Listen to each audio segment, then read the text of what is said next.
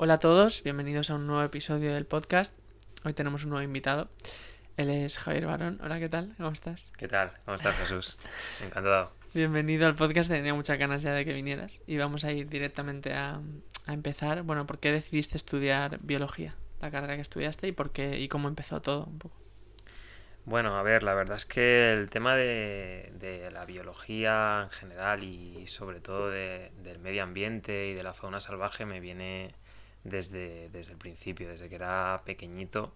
Mis padres siempre me han inculcado pues el respeto, el amor por la naturaleza y bueno, yo recuerdo mucho estar en el campo de mis abuelos y mi madre Mm, siempre enseñarme, a lo mejor encontraba cualquier animal o encontraba cualquier insecto y lo cogía, me lo enseñaba, incluso me invitaba a que yo lo cogiera con la mano y me fuese familiarizando. mm, Y lo he tenido siempre muy de cerca la naturaleza, sobre todo lo, digamos, la biología de campo, más que de laboratorio.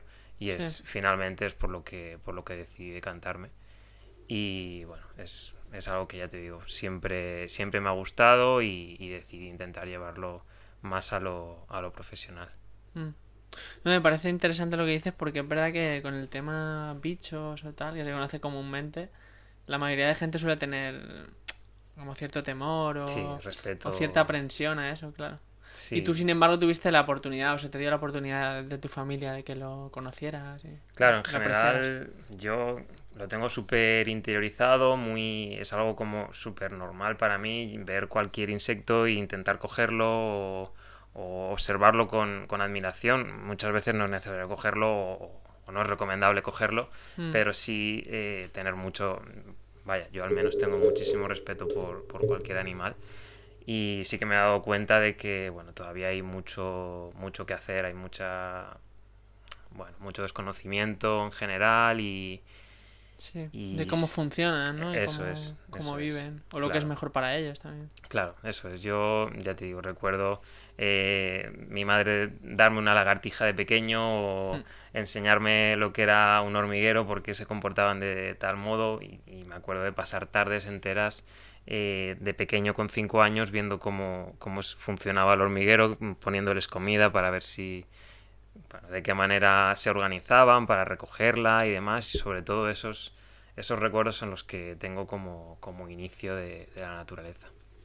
A mí se me ocurre también que pasa un poco con todo, incluso con la gente extranjera a lo mejor, que cuando conoces cómo viven o cómo funcionan, al final los entiendes mucho mejor y los aprecias también.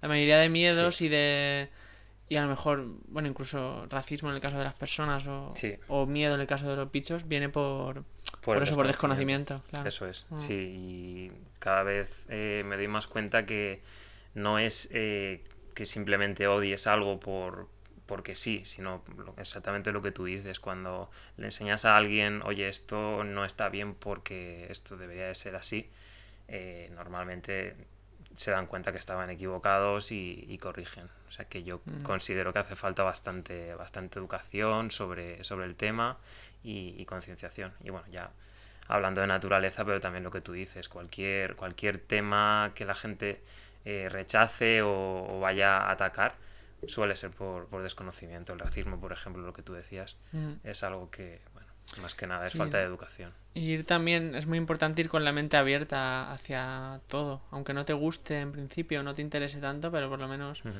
intentar entenderlo, ¿no? Sí, sí, correcto. Y no Estoy. cerrarte, claro.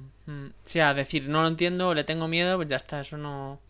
Yo qué sé, yo lo que pasa un poco, al final es que todo va relacionado, pero pasa un poco también con las redes sociales, que cuando yo no entiendo a la gente que no le gusta algo y lo insulta Sí, o suelta mierda sobre eso, pues si no, a mí cuando no me gusta algo paso de eso y me voy a otra cosa que me gusta, no estoy perdiendo el tiempo en algo en sí, insultar o en tirar mala vibra, ¿no? sí, con el tema de las redes sociales, bueno, ahí se desata mucho odio en general, porque claro, estás a través de una pantalla, nadie te ve y Es más simplemente fácil siempre, sí. eso es, y la gente parece que se limita a criticar y a vomitar odio. Muchas veces yo creo que también por envidia hacia lo que no conocen o hacia algo que ellos nunca han tenido contacto y se sienten realmente bueno, no tienen conocimiento y deciden pues criticarlo. Mm. Sí, luego también pasa que muchas veces es porque quieren eso y como no tienen eso o no han llegado a Sí, lo que la otra persona tiene, eso es, eso les es. sale criticarlo, sí. Sí, mucha envidia. Mira lo que está haciendo, mira bueno, lo que ha conseguido y muchas veces eso es envidia, Mm, totalmente. sí. Y bueno, y también reconduciendo un poco al principio de la pregunta, ¿qué nos puedes contar de la carrera? ¿O cómo le explicarías un poco en qué consiste la carrera a alguien que no la conozca? Bueno, yo en mi caso, como te decía, sobre todo me llamaba la atención la parte de medio ambiente. Yo estudié biología en la Universidad de Alicante. eh, También, bueno, además de lo que te he comentado, por mi familia, mis padres, mi madre sobre todo, que me enseñó mucho sobre medio ambiente. Luego durante los estudios tuve profesores con muchísima vocación. Recuerdo en mi instituto, en La Folla, Arturo, por ejemplo, Mm, me transmitió muchísimo amor por la naturaleza. Y nada, entré a la Universidad de Alicante, a la carrera, después de darle bastantes vueltas, pero bueno, era una época que estábamos, bueno, en una crisis, parece que las crisis son casi continuas, pero estábamos ahí. más fuerte Sí, en ese caso, sí. eso es, era 2013, 2014, estábamos metidos ahí en plena crisis y era como, bueno, estudia lo que más te guste y no pienses en las salidas porque ahora mismo no hay salidas de nada. Y Mm, eso fue el panorama que me pintaron. Entonces, claro, yo fui a estudiar lo que realmente me gustaba y así lo hice. claro. Eh, en cuanto a la carrera, bueno, sí que está sobre todo enfocado a laboratorio, a bueno, análisis clínico y demás. Hay mucha parte de genética, de microbiología, bueno, de bioquímica Porque al y final biología o sea, engloba todos los cuerpos vivos, ¿no? claro, al final biología es tan amplio, bueno, tiene un espectro enorme. Puedes desde trabajar en un hospital analizando biopsias y demás, o estar en un parque nacional estudiando, bueno, la migración del ibis eremita, por ejemplo. Es muy amplio. Al final biología es, bueno, la biología es todo lo que sea vida, todo lo que esté vivo. Entonces te puedes Claro. imaginar Engloba. lo que abarca. Incluso podríamos llegar a estudiar fuera del planeta. Podríamos Sí, considerarlo también. También hay qué una bueno. rama que estudia la exobiología. Y sí que hay, o sea, según vas avanzando en la carrera te tienes que ir especializando en algo concreto. Porque supongo que te darán una formación general, ¿no? Pero luego elegirás más. Sí, sobre todo a partir del tercer curso, ahí tienes que decidir qué rama eliges, que es un poco, bueno, es otra decisión grande porque es difícil tomar un camino. Mm, Yo en mi caso sí que es verdad que lo tenía bastante claro porque, bueno, ya en los cursos de primero y segundo ya teníamos asignaturas un poco de las dos partes y claramente bueno, tanto por rendimiento como por lo que más ilusión me hacía, tenía claro que el medio ambiente me llamaba mucho más la atención, lo que es conservación de la naturaleza, estudio de ecosistemas, siempre era hacia lo que más me inclinaba. Sí que es verdad que luego también bueno, teníamos la parte de genética en la otra rama, digamos, que me llamaba muchísimo la atención, todo lo que es genética me parece fascinante y lo mm, que se puede llegar a hacer con ella, incluso es prácticamente jugar a ser Dios. Y me llamaba mucho la atención también. Entonces, bueno, pues por ahí sí que me costó un poco dejarlo a un lado.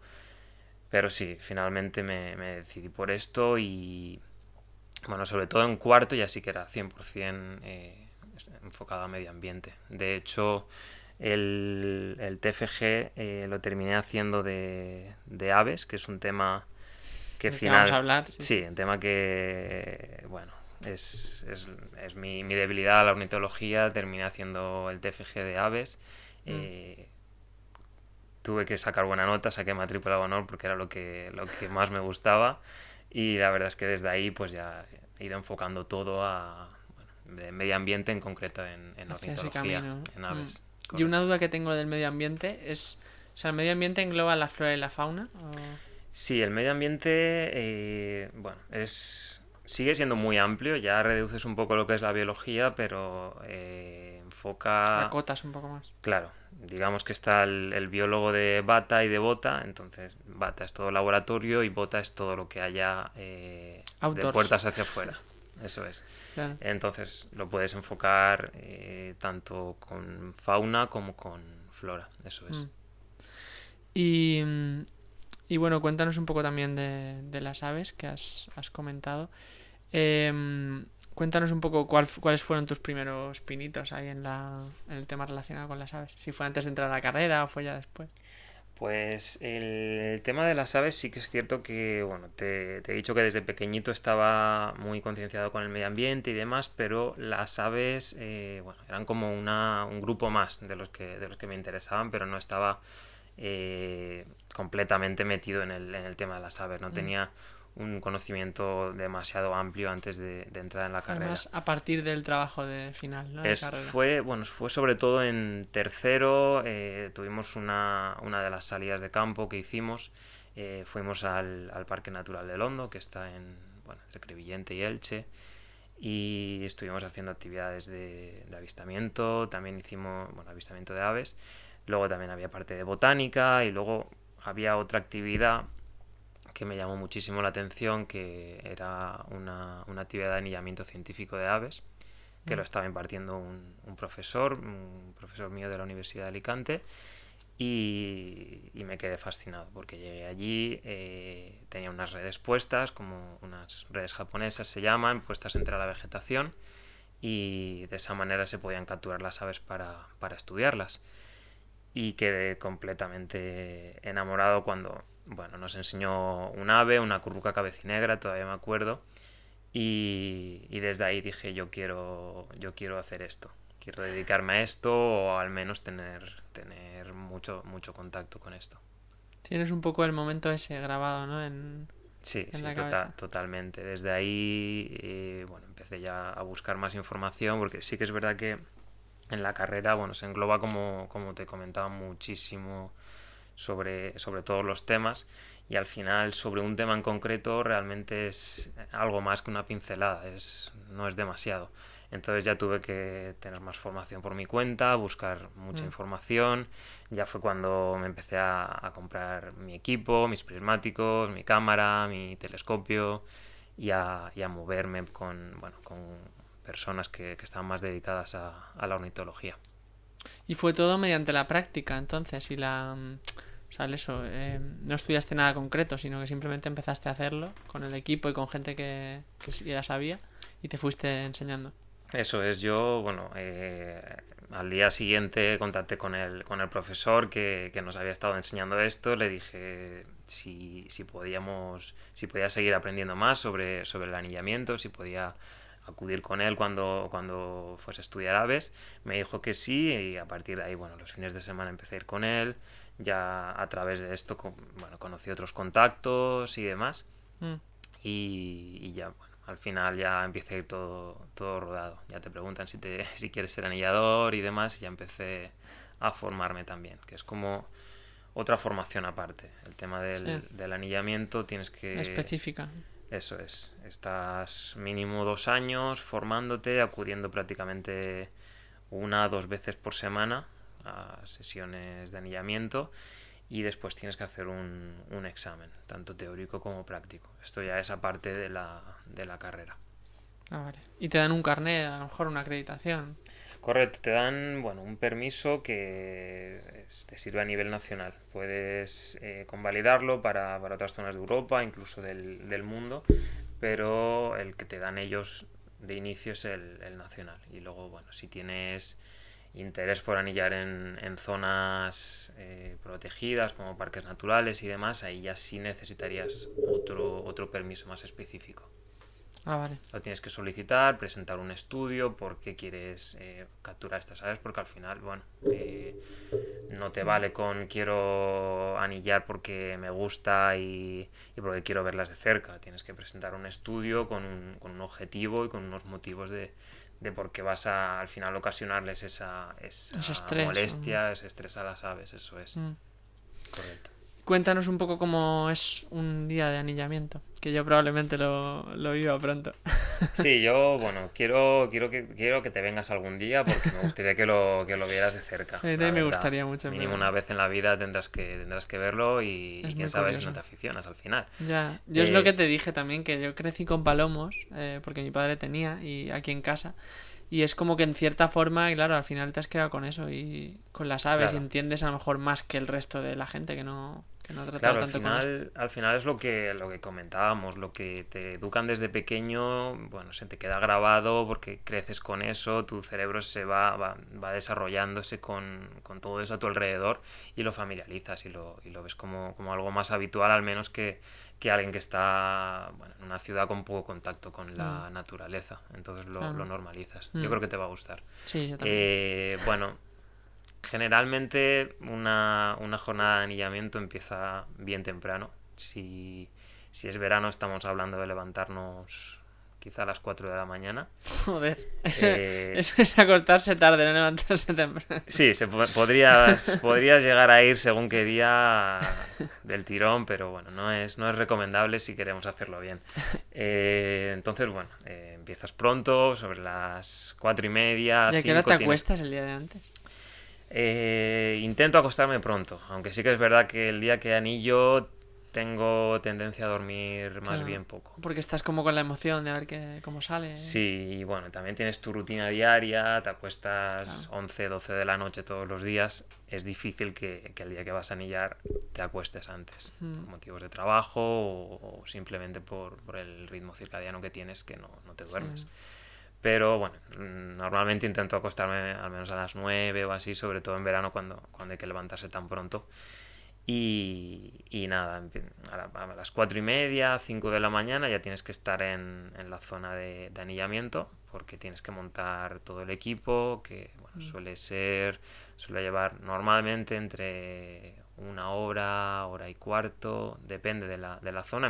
En mi zona, en mi estación en concreto, que tengo ya desde hace unos años, pues vengo tardando una hora más o menos en montar todo.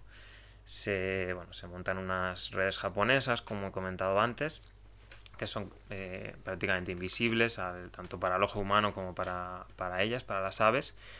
Y para el ojo también, sí. sí, prácticamente si tú las ves de frente no vas a ver nada, es Ah, vale. prácticamente invisible. Depende mucho de la iluminación y de la vegetación que haya a un lado y al otro de la red. Mm, Pero bueno, por eso también es importante que las redes estén puestas antes del amanecer. Tienes ah, vale. que tener todo preparado antes de que salga el sol. Que no haya luz.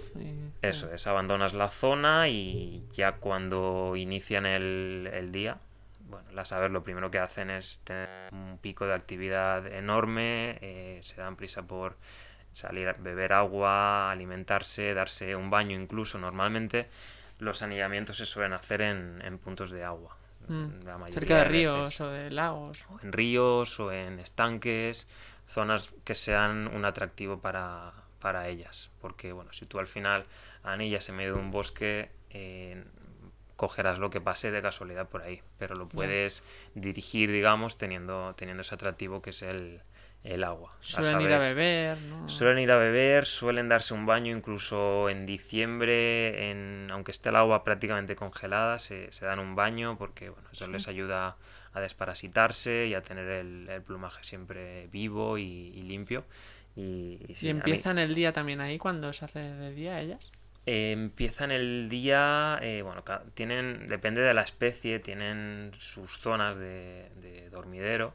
Hay especies que se agrupan todas en un mismo sitio. Bueno, es bastante curioso porque hay dormideros históricos de algunas especies que siempre duermen en un mismo árbol centenario, por ejemplo, en una Mm, misma zona. Y claro, por eso también es muy importante el tema de la conservación de los espacios y demás, porque bueno, hay que ver todo ese tipo de cosas. Si tú eliminas un árbol bosque. centenario, como decíamos, o un bosque, y ahí todas las noches hay un dormidero enorme de golondrinas, por ejemplo, todo eso es un impacto muy grande, claro. Y bueno, de ahí la importancia de estudiar todo esto antes de decidir, bueno, vamos a quitarlo y vamos a poner placas solares o vamos a poner un polígono. Claro. Mm. Entonces, bueno, hay gente que se dedica a esto para evitarlo. Sí, es algo que a priori no pensarías tanto, pero claro, cuando vas a ocasionar tanto Mm, mal, o puedes ocasionar tanto mal a las especies, hay que, sí, estar pendiente y saberlo. claro. Y bueno, y el siguiente paso es un poco, una vez ya están las redes puestas, que es que se queden en las redes, ¿no? Claro, una vez están las redes puestas, bueno, abandonas la zona, te montas tu mesa de anillamiento con todo tu equipo para anillar y estudiar las aves, y ahí ya tienes que esperar a que empiecen a caer. Depende del clima, esperas más tiempo o menos. Si estás anillando en un mes de enero a 5 grados bajo cero, no vas a esperar demasiado tiempo, ya que existe el riesgo de que el ave caiga en la red y pueda congelarse directamente. Mm. Si estás en verano anillando prácticamente a mediodía, tampoco vas a estar demasiado tiempo, porque bueno, puede Con tener el golpe de calor. calor y se puede quedar ahí. Entonces, todos estos factores hay que tenerlos en cuenta. Si las condiciones no son muy extremas, si es un tiempo primaveral, normalmente se suele revisar cada hora más o menos, revisas lo que haya caído y ya procedes a estudiarlo. Si es muy extremo, como te comentaba, incluso cada 20-30 minutos sí que debes de ir para Mm. evitar cualquier baja, que siempre hay que reducirlo al mínimo. ¿Y cuántos suele haber cada vez que vas, más o menos? Bueno, esto depende mucho de la zona. Sí que es cierto que, como te comento, yo tengo una estación de esfuerzo continuo, se llama, que bueno, está suscrito a un programa de estudio que hace la Sociedad Española de Ornitología, Mm. y se recogen los datos. Es como, digamos, un compromiso de que tienes que ir mínimo cada 15 días y hacer un estudio allí. Ah, vale. En mi caso suelen caer normalmente, depende de si es invierno o si es primavera. En invierno normalmente una media de unos 25 en una mañana, y en primavera, justo después de la nidificación. Claro, piensa que de una pareja de aves suelen salir 4 o 6 pollos más, entonces hay una época del año que las poblaciones casi se triplican, entonces ahí Ah, pueden vale. llegar a caer 70, 80. Una vez al año, sí, siempre. Claro, todos los años siempre el objetivo de todas las especies de aves es nidificar y sacar adelante Mm. las crías. Incluso intentan, si las condiciones son buenas, intentan hacer varias puestas y pueden llegar a sacar varios pollos. Hay especies, bueno, que pueden llegar incluso a sacar 20, 30 en un año. Sí. Entonces es bastante, bueno, oscila bastante. Luego, por ejemplo, las rapaces, con sacar un pollo adelante ya es, Claro, es ya. un, es un logro, desde Porque son luego. más grandes, ¿no? Son más grandes y además tienen una esperanza de vida bastante más amplia. Una rapaz puede llegar a vivir 20, incluso 30 años, mientras que un paseriforme, un ave pequeñito. Paseriforme es, digamos, forma de pájaro, Mm. lo que te puedes imaginar como pájaro normalmente, un canario, un gorrión, un jilguero. Los paseriformes suelen vivir, es difícil la mayoría que pasen del año. Cuando ya pasan del año, normalmente viven 3-5 años. Más de eso Sí. es raro en estado salvaje. Tienen mucho. Al final están. Depredadores. Eso es, de las aves están en el escalón más bajo de la cadena trófica y bueno, tienen mucho depredador. Mucha Mm. presión también. Eh, También muchas especies migran y ahí también existe un riesgo muy grande. Pero son Eh, viajes muy largos, ¿no? claro, hay viajes muy largos y bueno, especies que incluso cruzan el Sáhara, y claro, esto es un desgaste para ellas enorme. Mm. Ujú. Y en las rapaces, por ejemplo, bueno, rapaces es que comen carne, ¿no? Eso de rapaces, ¿Cómo bueno, lo va son eso? un grupo evolutivo de aves, y en general están, bueno, el común, digamos, es que se alimentan de carne. Son aves Mm. que cazan y en todo caso siempre se alimentan de carne o de insectos. Eso es. Y se suelen alimentar de otras aves y de, a lo mejor, mamíferos pequeños, ¿no? Eso Tipo es. liebres o... Eso es, aves, pequeños mamíferos, luego, bueno, ahí está el mochuelo, está el cernícalo, que también son rapaces, pero no llegan normalmente a alimentarse de ningún mamífero ni de ningún ave. Se alimentan de Porque son más insectos pequeñas. más grandes, como bueno, langostas y demás, y también son rapaces al final. Mm. Y en las grandes, ¿qué entraría? Bueno, el águila, ¿no? El halcón, buitre. Claro, bueno, el buitre está en otro grupo. Sería una ave carroñera, no estaría dentro de las rapaces y Ah, vale. evolutivamente también han divergido, se han separado, no tienen una evolución común, igual que las rapaces nocturnas. Bueno, es que la manera Los de búhos y... clasificar, claro, la manera de clasificar las aves y los animales en general es diverso, depende si te basas en la genética o si lo agrupas de otro modo como es la alimentación. Una Ah, rapaz vale. puede ser un águila y puede ser un búho real, pero evolutivamente el águila y el búho real no tienen prácticamente ningún común. Se parece más un águila a un gorrión evolutivamente que a un búho real. Mm. Es una convergencia evolutiva, se llama. Han llegado al mismo punto de dieta prácticamente, pero no han evolucionado juntas. Entonces, bueno, las aves nocturnas están en otro grupo. Mm. Después las aves carroñeras, que son los buitres, zopilotes, alimoches, quebrantahuesos, están también diferenciados en otro grupo. Y después ya están las rapaces, que son las águilas y busardos y demás. Y luego hay otro grupo que son los halcones, cernícalos, halcones, Ah, los halcones son uno específico. sí, Ok. milanos también. Todos esos están agrupados en otro grupo. ¿Y alguna vez, o sea, se te ha metido alguna vez rapaz en la red? Es difícil porque estas redes están preparadas sobre todo para paseriformes, para aves pequeñas, pero sí que, bueno, las rapaces son bastante inteligentes y si ven alguna ave en la red, intentan ir a por ella. Sí. Ahí es cuando más probabilidad hay de que Ah, caiga vale. una rapaz. Aves grandes que hayan caído en una red, rapaces, bueno, un gavilán sí que cayó una vez, un cernícalo también, mochuelo.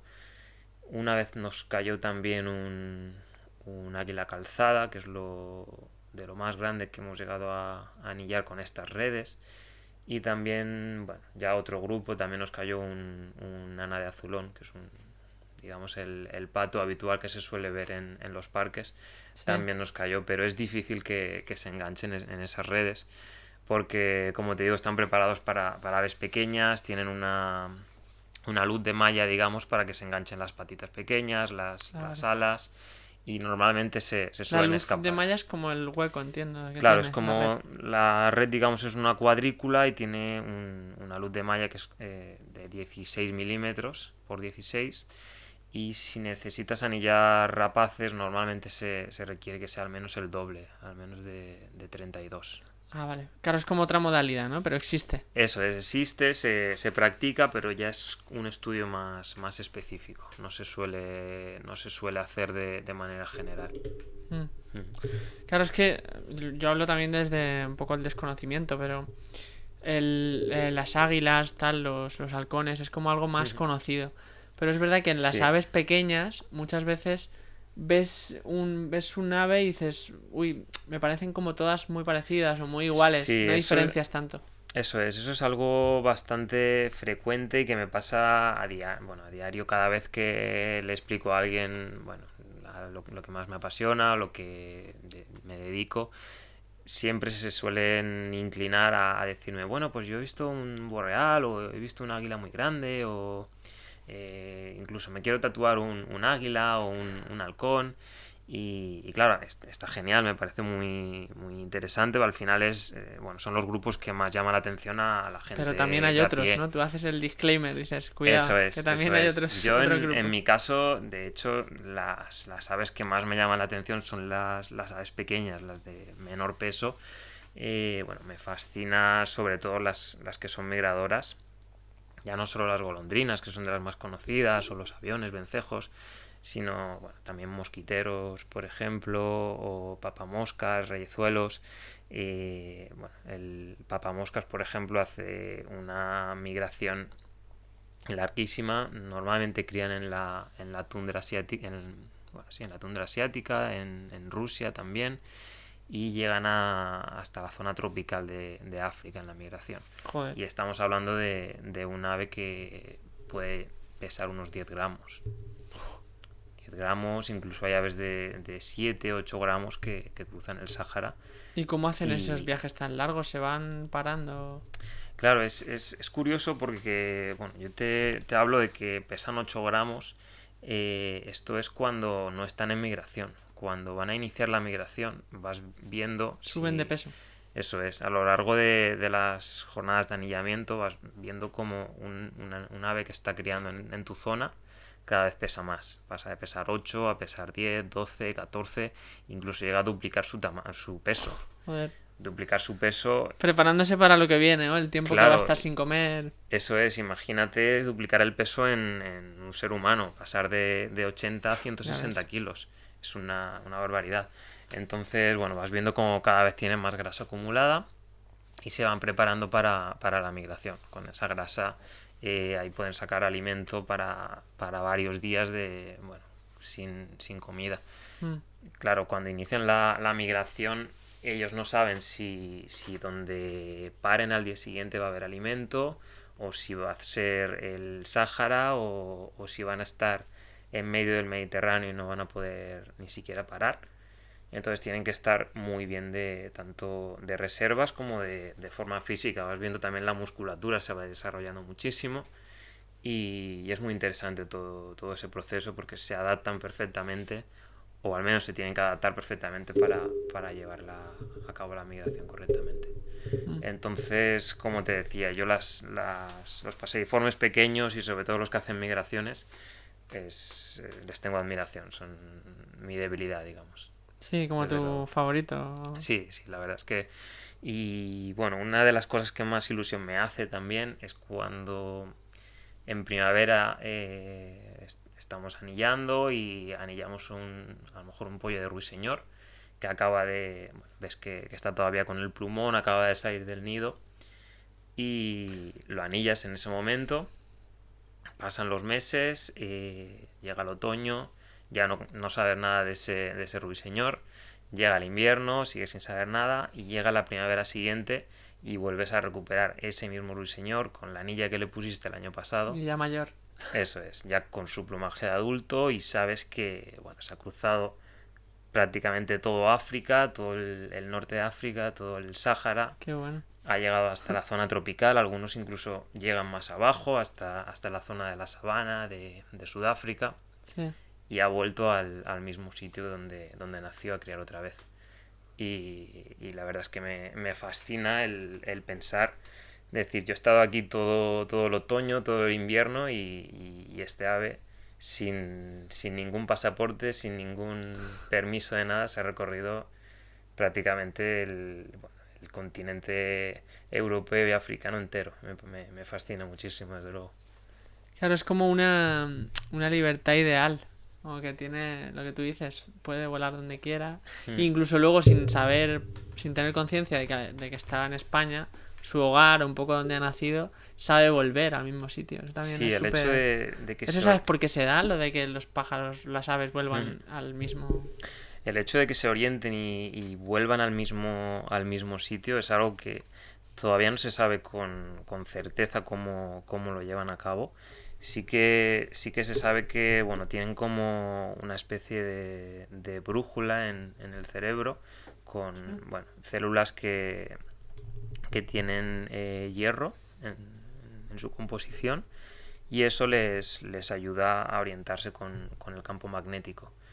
Y bueno, digamos que tienen una Como que cuando brújula están biológica. cerca lo detectan o... Eso es, saben perfectamente dónde está el norte, dónde está el sur, y bueno, el ser capaces de encontrar el mismo sitio donde nacieron no se sabe con certeza, pero es algo que bueno, despierta la curiosidad de todo el mundo cuando se lo cuentas. Claro, yo con mi padre sí que cuando tenían los palomos eran mensajeros. Y claro, se habían criado aquí en mi casa y cuando los soltaban, a lo mejor los soltaban en Francia o en Portugal y sabían volver, claro. Sí, Es es súper algo curioso. en las palomas mensajeras, bueno, el ser humano lo utilizó históricamente ya Claro, para para enviar comunicarse, mensajes y... claro. Y ya te digo, realmente nunca se ha llegado a saber con exactitud cómo llevan a cabo esto, Mm. pero se orientan, como tú dices, incluso varios miles de kilómetros, son capaces de volver Y es hasta algo si de tú las las... aves, ¿no? Es, Característico, porque otros animales no... Bueno, en las aves es muy frecuente, luego también pasa en algunos mamíferos acuáticos, en delfines, Ah, en ballenas, en orcas, también tienen no lo esta sabía. orientación muy desarrollada. Sí, también Mm. hacen migraciones de bastante recorrido, bueno, a veces incluso de polo norte a polo sur, y también se orientan de un modo similar, bueno, al parecer con unas células bastante parecidas a las de las aves. Y es curioso porque se ha desarrollado sin tener nada que ver. No, Claro. vaya, unos son mamíferos y Y no otros es que son salgan aves. del mismo sitio y Eso es, no se se ha diferencian. originado del mismo punto. Es como que a lo largo de la evolución de esos animales se ha generado en varias ocasiones. Esto pasa con varias cosas. Por ejemplo, las alas. Tienen aves, tienen los insectos, tienen los murciélagos y no se originaron todas en un mismo punto. Entonces es curioso cómo la naturaleza va seleccionando esos factores que le benefician. Sí, es como, o sea, entonces no surgen desde la misma base, como si dijéramos, y luego se van separando. Surgen, tienen diferente origen. Eso es, a lo largo de la evolución en ese grupo y bueno, al final lo que es la evolución es una acumulación de mutaciones que la especie, las que son beneficiosas, las transmite a su descendencia. Mm. Si es una mutación que beneficia demasiado, ese individuo va a tener más éxito en reproducirse, entonces va a pasar a la siguiente generación y cada vez va a dominar más esa mutación, digamos. Mm. En este caso, el poder volar es bueno, Claro, una es un... acumulación de muchas mutaciones, no es algo que pase de un momento a otro, pero desde luego es un beneficio enorme. ¿Y se sabe el origen de dónde viene de empezar a volar? Y... No porque como te comento es algo que ha pasado en varias ocasiones en la evolución y en varios grupos, tanto en insectos como en mamíferos como en aves también. Y bueno, incluso los peces tienen algo parecido, tienen estas aletas, algunos incluso salen Mm. un poco del agua y llegan a hacer pequeños vuelos. Entonces lo de tener estas membranas, digamos, que sirven para impulsarse es algo que se ha visto que se da muchas veces en la naturaleza. Mm. Qué curioso, la verdad, eso. Y es que justo cuando hablas de la evolución me viene a la cabeza que de eso sí que o sea, he leído un poco más. De la evolución humana, o sea, de cómo en parte somos como éramos hace 2500 años. En Sí. cuanto a eso, pues al cerebro reptiliano y a las emociones, pero luego el neocórtex va evolucionando y es lo que nos hace pensar y tal. Pero a nivel de alimentación, por poner un ejemplo, siempre nos va a beneficiar más cosas que no existen, o sea, que existían ya hace 2500 años o más, que cosas más nuevas como pueden ser los ultraprocesados o el azúcar. Claro, claro, eso es de ahí Es como que a lo que nuestros genes están habituados. eso es, de ahí que busquemos evitar siempre todos estos alimentos y intentar normalizar, bueno, voy a comer fruta, voy a comer cualquier cosa que sea natural. Proteína animal o, sí, o verduras. Eso es, la proteína animal, bueno, ahora hay cierto movimiento que se intenta evitar, también por tema de maltrato animal y demás, pero sí que es cierto que si lo eliminas de tu dieta tienes que buscar alguna manera de complementarlo, porque el ser humano ha evolucionado de esta manera, intentando alimentarse de todo, bueno, somos omnívoros, Mm. y realmente, claro, ahora buscamos mucho tener una dieta muy estricta, muy exacta, pero al final el ser humano se alimentaba de lo que tenía en el entorno y de lo que podía comer. Y bueno, tampoco entendía de rutinas, de todos los días a las 2 voy a comer y todos los días a las 9 a las 10 voy a cenar, Sí, sino que era como, bueno, si puedo comer hoy comeré y si no, pues claro. mañana intentaré. Eso también pasa mucho con el ayuno. que el ayuno se cree que es algo más nuevo de ahora, pero Eso lo que es. dices tú, cuando Es algo estábamos en las natural, cavernas, tú correcto. no comías cada 4 horas, tú comías cuando encontrabas y a lo mejor pasaban 2 días hasta que Eso podías es. encontrar algo. Claro, Un animal y no pasa nada. o El un ser árbol. humano ha evolucionado de este modo. Las rutinas que tenemos ahora son en tiempo evolutivo es segundos, digamos. Entonces el Claro. cuerpo no está preparado para eso. Por más que Mm. lo veamos súper normal, súper interiorizado ahora, no es para nada normal.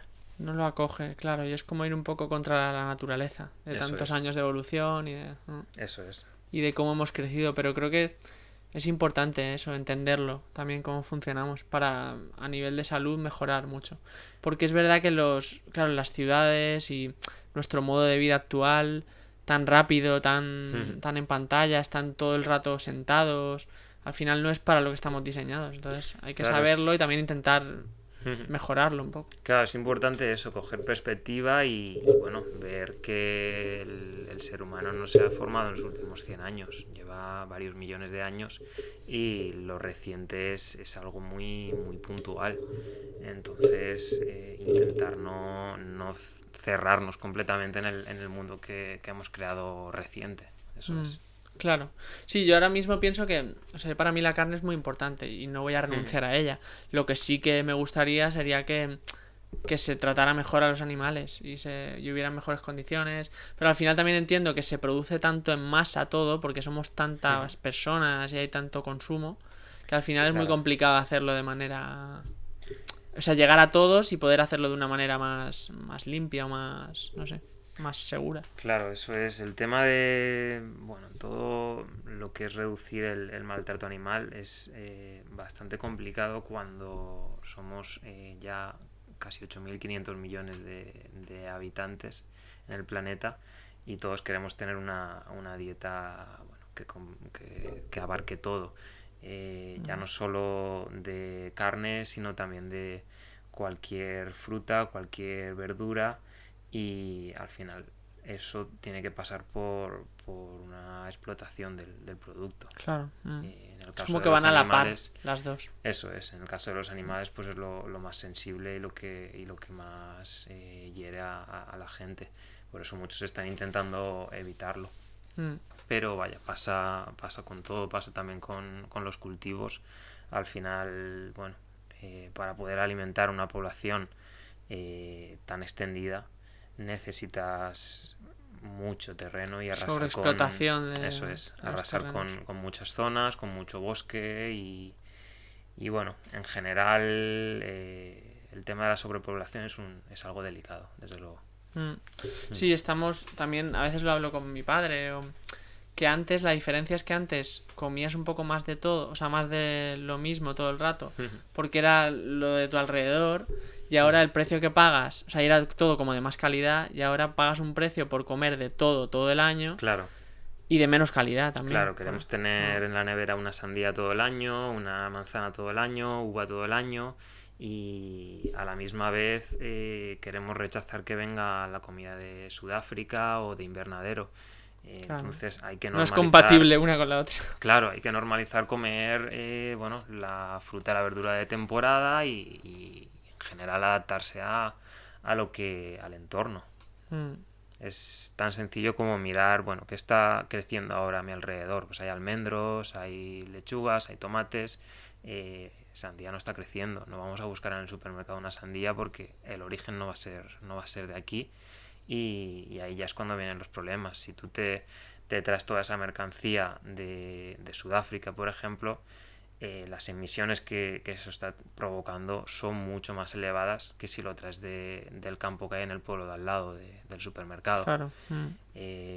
Y ya no solo si lo traes de otro país, sino si lo quieres cultivar aquí, lo tienes que hacer en un invernadero con otras condiciones, tienes que tener más temperatura y todo eso es un mayor gasto de energía y por tanto una mayor emisión.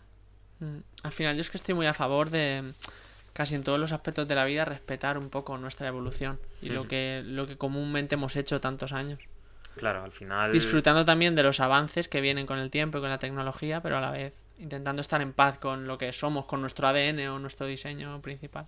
Sí, yo estoy completamente de acuerdo con eso y bueno, de hecho cuando voy a ciudades me siento un poco un bicho raro porque veo a la gente muy desconectada de lo que somos, muy metida en algo completamente artificial y completamente nuevo, que claro, para una persona que ha nacido ahora, si no coge perspectiva es lo más normal.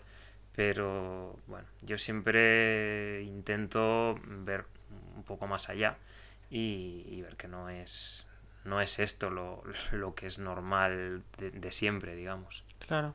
Sí, sí, a lo mejor no hay nadie, o sea, naces en una ciudad que ya estás muy aislado del campo y Hmm. encima no tienes a nadie a lo mejor en tu familia que te inculque eso, ni luego tú tampoco te preocupas demasiado por lo que tú dices, por mirar un poco más allá. O sea, al final vives en una burbuja irreal y te crees Claro. que, yo qué sé, y luego también de ahí yo creo que es de donde vienen los problemas de salud y el ir en contra de, pues, de tu diseño. O sea, Sí, eso es. Y bueno, mucha gente para ellos el mayor contacto con la naturaleza es ir bueno, en el caso de Madrid, por ejemplo, ir al Retiro. Y bueno, realmente eso no es una naturaleza artificial también. Está dentro de una ciudad y está todo plantado y organizado por el ser humano. claro. Ahí también hay algo que me gusta de un poco la sociedad que vivimos, en la que hoy en día con el trabajo, o sea, con trabajar a distancia, puedes vivir en un entorno más natural y no tener que vivir per se en una ciudad. Que sí que es verdad que cierto tipo de trabajos no lo vas a encontrar en un pueblo, entonces, Sí, sí, el tema del teletrabajo es algo que, bueno, diría que es lo único positivo que nos ha dejado la pandemia. Y es algo que realmente está reviviendo pequeños pueblos, la España vaciada que tanto se menciona parece que está tomando un poco más de fuerza, sobre todo por esto, por el trabajo a distancia. Hay hoy en día un porcentaje muy elevado de trabajo se puede hacer a distancia y claro, esto favorece estas zonas que estaban cada vez peor, cada vez más abandonadas porque no tenían industria, no tenían más que servicios. eso es, sobre todo, bueno, son zonas que siempre han vivido de cultivo y de ganadería y ahora cada vez se concentra más en algo intensivo, en puntos concretos, entonces se estaba abandonando. Y la verdad es que el teletrabajo les ha venido muy bien. Nos ha salvado un poco. Eso es. Sí, yo antes, a nivel personal, yo antes sí que me gustaba mucho más una ciudad y también por el tema social. Pero con el tiempo entiendo que depende de la edad en la que estés o el punto de tu vida en el que estés, sí que vivir en un ambiente más pequeño, de un pueblo, más rural incluso, también tiene sus pros. Sí, es cierto que parece que con la edad en general la sociedad busca más la tranquilidad. Siempre, bueno, de adolescente es como... Cada vez que alguien dice eso me recuerda al meme de la tranquilidad. No sé Sí, si lo has visto, el del niño de la piscina. sí, Que lo he mencionado ya en el totalmente. podcast alguna vez, pero es que cada vez que alguien dice esa palabra, da igual en qué contexto me viene el meme. Totalmente, sí, es bueno, desde luego.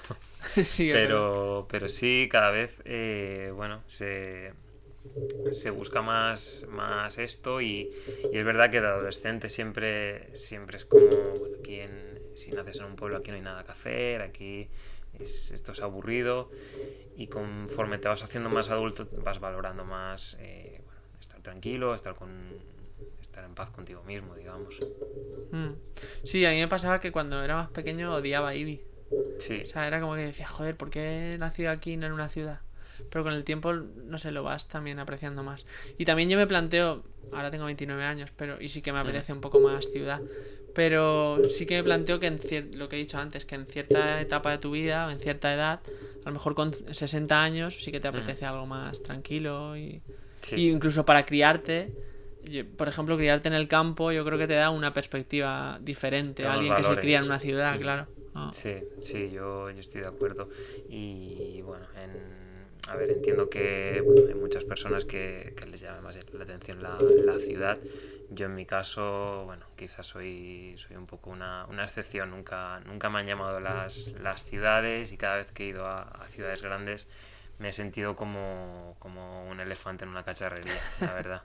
Sí, ¿Pero por qué? queriendo un poco escapar. Porque pensabas que no había nada que te interesara. Bueno, siempre he estado en un entorno natural, prácticamente todos los días he estado rodeado de naturaleza, y si voy a una ciudad con asfalto, con todo paredes de cemento y todo edificios, rascacielos y prácticamente sin ver nada verde, me siento como en una jaula, como que no estoy en mi entorno, digamos. Sí. Claro, pero porque estoy pensando que tú tampoco vivías o sea, en el campo, ¿no? Pero tenías ese contacto porque ibas al Claro, campo. yo vivía en Ibi, igual que tú, pero prácticamente todas las tardes y los fines de semana siempre íbamos al campo de mis abuelos y Vale. estábamos ahí. Y que has pasado Entonces, mucho tiempo allí, claro. eso es, siempre he tenido mucho contacto. Y bueno, incluso en casa de mis padres hemos tenido también un jardín, un patio y todo lo más verde posible. Mm. Y lo que comentabas al principio de que tu madre te enseñaba y tal, a ella también siempre le ha gustado, la ha interesado la biología y los animales. Ella siempre le ha encantado. Ella, bueno, incluso especies que la mayoría de gente los rechaza, las avispas, los escorpiones, arañas, ella siempre las ha respetado. Obviamente no vas a ir a cogerlas o a provocar, pero tampoco vas a ir detrás de ella a matarlas. También con las serpientes.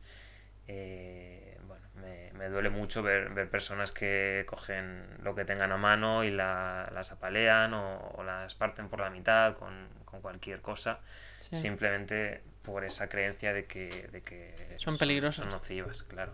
Bueno, puede que sí que ocasionen algún daño al ser humano, pero realmente ¿qué nos hace a nosotros estar, bueno, colocarnos por encima de ellas?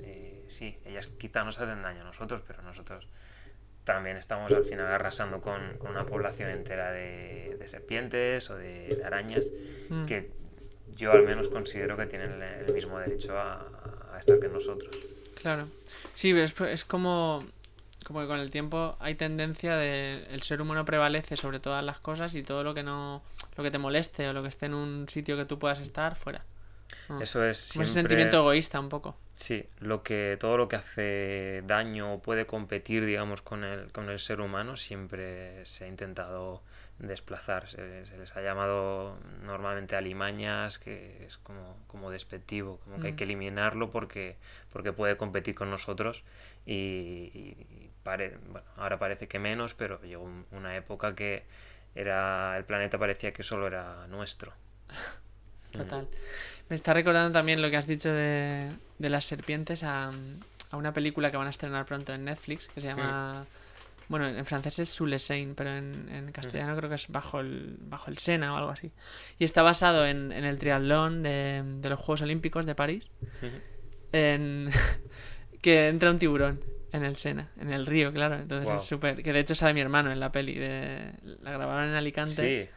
Wow. Que estuvo en el podcast también. La grabaron en Alicante y él sale nadando. Es uno de los participantes del triatlón. Y ponían en los comentarios gente quejándose diciendo que otra peli más que demonizaba a los tiburones. Porque es verdad que el cine tiene mucho poder sobre eso. Sí, En ese caso, sí, en esos tres muchísimo. casos, del tiburón, la serpiente y la araña, Las arañas. viene mucho Los de eso, de que lo escorpiones. hemos visto en el cine, Sí, de que eran venenosas o peligrosas y ya lo etiquetamos como eso. sí, correcto, es exactamente así. También, bueno, tiene una parte evolutiva, lo que hablábamos, es algo que tenemos grabado en nuestros genes porque al final en la zona donde el ser humano ha evolucionado, que es en África, hay muchas serpientes que son mortales, muchas arañas mortales, muchos escorpiones también, especies de escorpiones en África mortales también los hay. Y bueno, al final es ese miedo que se queda grabado en nuestros genes para intentar sobrevivir. En España, en la península ibérica, por ejemplo, y en Europa en general, es difícil que haya una especie que te provoque un problema, desde luego. Claro, sí, estamos como mucho más seguros en ese Sí. sentido. Y bueno, para ir finalizando, me gustaría también, si tuvieras que darle a alguien tres tips o tres consejos sobre cómo cuidar el planeta o cómo cuidar el medio ambiente, ¿cuáles serían? Bueno, si tuviera que recomendarle algo, sobre todo está muy, parece que sí que está bastante interiorizado el tema de reciclar, pero sobre todo, bueno, está la norma de las 3 Rs, digamos, que es reciclar, reutilizar y reducir. Para mí Mm, lo más importante es la tercera, que es reducir. reducir.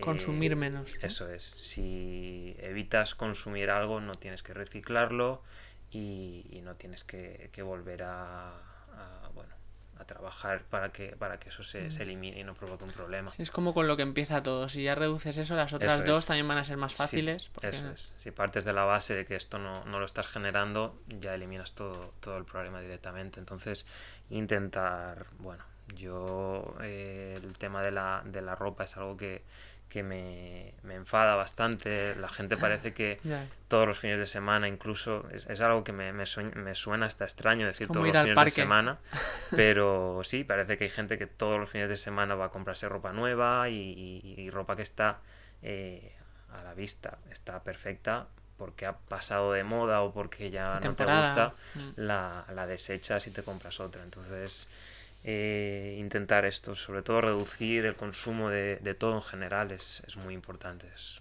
Mm. una sociedad actualmente muy, muy consumista. Yo sí que tengo un poco una máxima con eso que intento seguir.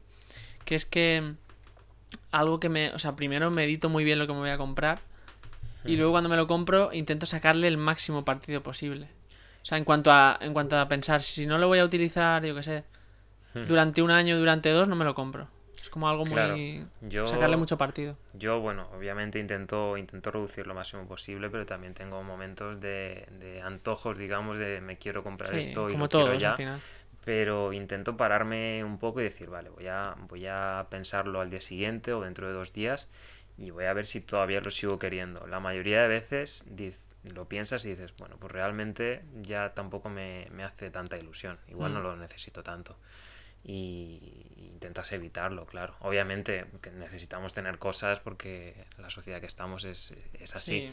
pero intentar ir al mínimo, claro. Sí, y un equilibrio también, ni ser tan extremista como para decir no compro nada, nada, ni Claro, tampoco comprar todos los días un montón de cosas. claro, por supuesto. Mm. Intentar buscar el equilibrio y, bueno, también productos cercanos, como comentábamos. Sí, verdad. Ujú. Pasa que a mí se me hace complicado a veces, porque, no sé, a lo mejor, bueno, en la comida igual es un poco más fácil con las Hmm. cooperativas y tal, pero en otras cosas encontrar productos de aquí de la zona no es tan fácil. Sí, Mm. sí que es verdad, sobre todo tecnología y bueno, ropa, incluso está todo tan globalizado que es difícil que no te encuentres la etiqueta de hecho en China o hecho en Indonesia Claro. o Mm. producido en Estados Unidos también. Entonces es bastante complicado. La verdad es que nos lo ponen difícil, desde luego. Sí. ¿Y las otras dos cosas o que se te ocurran así más o menos? Otras dos cosas. Bueno, como decía, además de reducir, si ya lo tienes comprado, intenta reciclarlo. Y Donarlo también en algunos casos eso es, reutilizar también. sí. Intentar donarlo y que otras personas, quizá con menos exigencias que las que nosotros tenemos, le puedan dar una segunda vida. Mm. Muy bien, pues bueno, antes de acabar quería que hicieras un poco de spam. A mí siempre me encanta que la gente que viene haga spam de su movida. Perfecto. Y en tu caso cuéntanos, bueno, la cuenta que tienes de Instagram, di el nombre y cuéntanos un poco de qué va y Pues qué publicas. claro, bueno, esta cuenta lleva muy poco tiempo, de hecho, no Pero con un lleva crecimiento fulgurante. un crecimiento bastante, estoy desde luego sorprendido, un crecimiento casi exponencial, en cuestión de, no llega al mes, llevamos ya 700 seguidores y bueno, parece que a la gente le está gustando lo que estamos haciendo. Esto nace con la idea sobre todo de mi pareja, porque bueno, yo le voy contando cosas, voy enseñándole cosas que voy haciendo, sobre todo con el tema de anillamiento y de medio ambiente en general, bueno, cuando salimos de alguna ruta y demás, le enseño, bueno, esta especie es tal o esta planta está aquí por esto. Y ella siempre me decía, es una pena que todo este conocimiento, todo esto que me dices se quede aquí y no vaya más. Sí. Y ella me animó a dar el paso, intentar divulgar y dar a conocer esto en un espectro más amplio que nos ayuda en las redes sociales. Que llega más gente, claro, que esté interesada en el tema. Eso es, y desde luego parece que está teniendo bastante buena acogida. Estuve hace poco en Tabarca también, participando en la campaña de migración organizada por la Universidad de Alicante y Anillando, y ahí también estuvimos aportando contenido y demás, y desde luego que la gente le gustó mucho. ¿Y cómo se llama? Sí, no lo he dicho porque... Lo estás dejando sí, ahí expectación. Era para mantener un poco la intriga. Se llama BioApus. Bioapus. El nombre siempre cuesta al elegir al empezar un proyecto, elegir un nombre siempre es difícil. Sí, dímelo a mí también. Con el podcast. Es complejo, la verdad. Sí. Bueno, porque es como que crees que te va a definir un poco, luego no es para tanto, pero... parece como que es lo más importante y bueno, realmente luego lo importante es cómo Contenido lo sepas llevar, y... qué es lo que tengas que aportar y qué quieras contar. BioApus, pues bueno, bio es de biología, al final la palabra bio es todo lo vivo, todo lo que es vida. Y Apus es un género de una especie de ave que son los vencejos. El género Apus es cosmopolita, está en todo el planeta.